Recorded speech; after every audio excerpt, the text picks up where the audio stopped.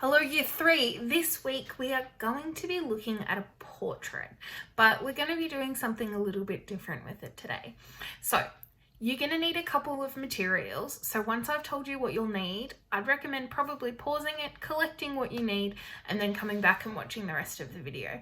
Or you can just watch it till the end, get what you need, and come back to the video if you need, up to you.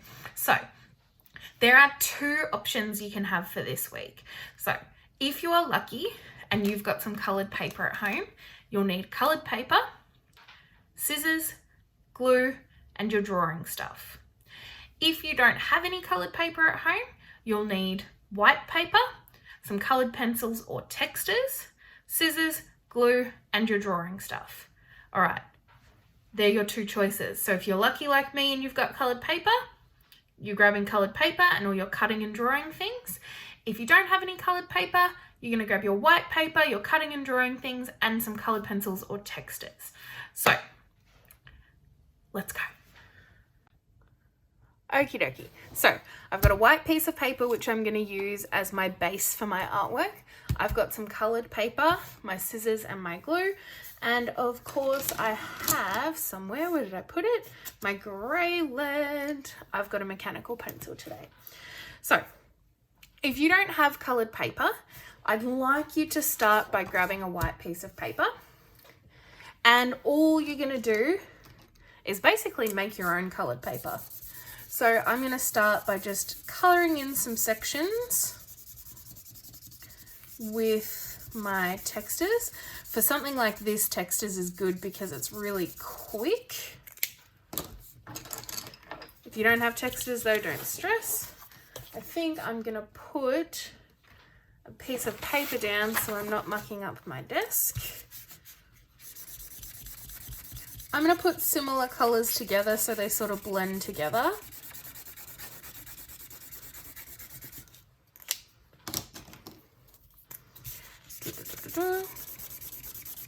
You should only need one piece of colour, like if you don't have coloured paper, you should only need one piece like this to get you started, because we're going to do some collaging and some cutting and pasting today. This should be more than enough for you to be able to do what we're going to do today. And then you can save the rest for something else. I like to pop things like this in my scrap paper box because I do actually like to come back and use them sometimes. They're a good thing to have lying around when you're trying to be creative. All right, so you should have either your colored paper or a nice piece of paper like this that's nice and colorful that we can start cutting from. In a moment, I'm so close to being done. I'm gonna grab a dark blue and a purple, and I think I'm going to be done.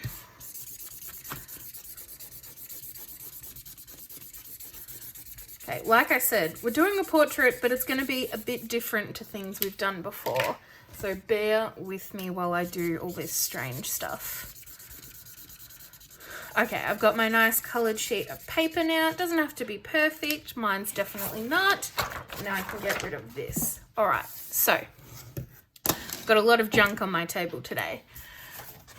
We're going to do a portrait, so we're going to start with our piece of paper portrait. You can do it landscape, it's just that a head fits better this way. That's why we call it portrait. Portraits are usually done portrait, and pictures of nature, which we call landscapes, are usually done this way. So we're going to do portrait. And then basically what you're going to start with is you're going to cut either your coloured paper or the coloured paper you made yourself into a whole bunch of random shapes, and you're going to stick them down on your nice white piece of paper. I'm going to get started on that, but I'm going to zoom it and make it really quick so you can watch me do it, but you don't have to hear me talk. All right, let's go.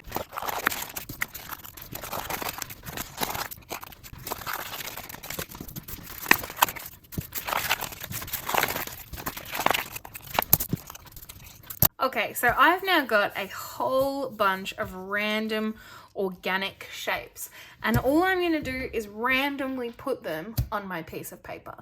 I've decided I don't want any of my shapes to touch. I want lots of nice white gaps in between them. So I'm going to spread these out and decide how I like them and then glue them down.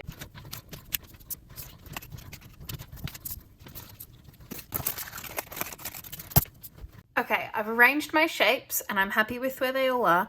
I've got some dangling off, but that's okay for now because what I'm going to do is once I've glued them, I'm going to trim them. I also did decide while I was doing this that I wanted a couple more shapes, so I cut some more while I was doing that. All right, let's glue.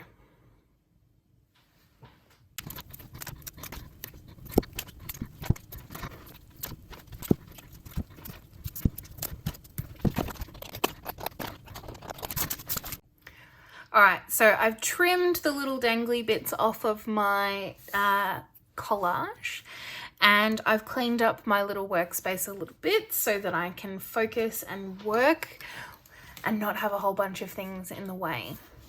All right, here is now where things are going to get a little bit strange. How are we turning this into a portrait? Well, we're actually not going to turn this into a portrait. We're actually going to use this as the background of a portrait.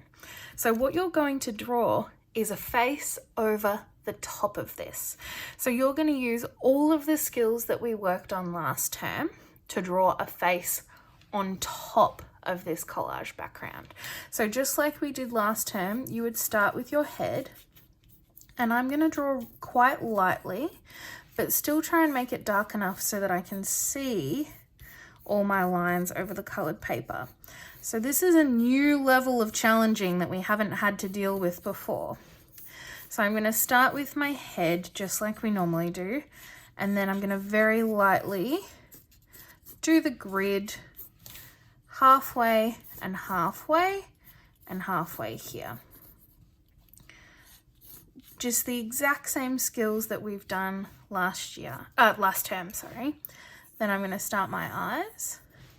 I'm basically ignoring the colored paper and just drawing a portrait like I normally would. It just means that it's going to have a more interesting background. Doing my eyes. And I'm just going to keep drawing my face exactly like I would even if the colored paper wasn't there. I'm going to keep going and I'm going to speed it up.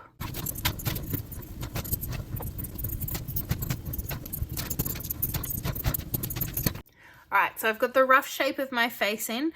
Normally we would do our fruit and vegetables, so our mangoes for the eyes, strawberry for the nose, cucumber and carrots for the ears, but because I wanted to do that quickly, I've just gone and quickly done it.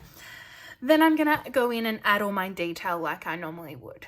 I'm gonna do that without you watching because it's gonna take time, and then I'm gonna come back and show you where I'm at. Okay, now that I've got most of my detail in, I'm actually not going to do any shading with this drawing today. What I'm actually going to do instead is I'm going to grab my black texture.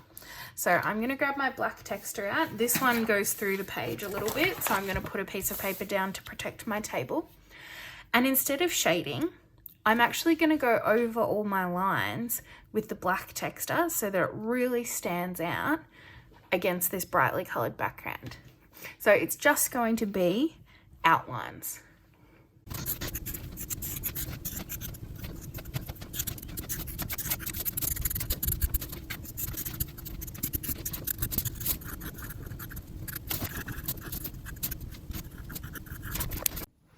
Okay, now I've got my black outlines. All I'm going to do now is grab my rubber. I've made a big mess today doing this. And very gently rub out my grey lead lines. If I want to add more detail then, I can go in with my texture once all my grey lead lines are gone. Ooh, a little bit of more glue here.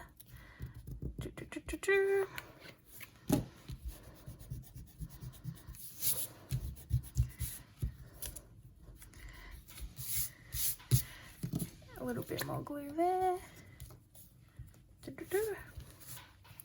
And then if I wanted to, I could go in and add some more detail on this artwork as well.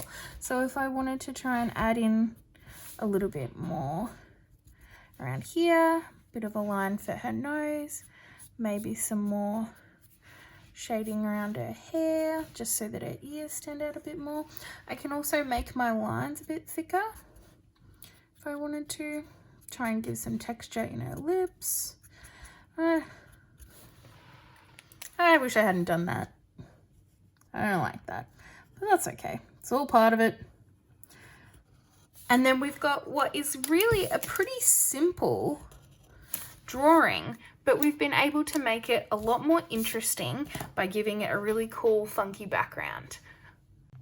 Alright, I hope you enjoyed having a go doing something different today and using the skills that we've already have with our drawing to make a self-portrait or portrait. It doesn't have to be of someone real. That's just a little bit more interesting than what we would normally be drawing. So I'm pretty happy with how she turns out, though I do wish that I didn't do that thing in the lips. You could add lots more detail if you wanted to. You could even add some shading if you wanted, but I like it simple like this. All right, I hope you enjoy. Good luck with it. I can't wait to see them. Bye.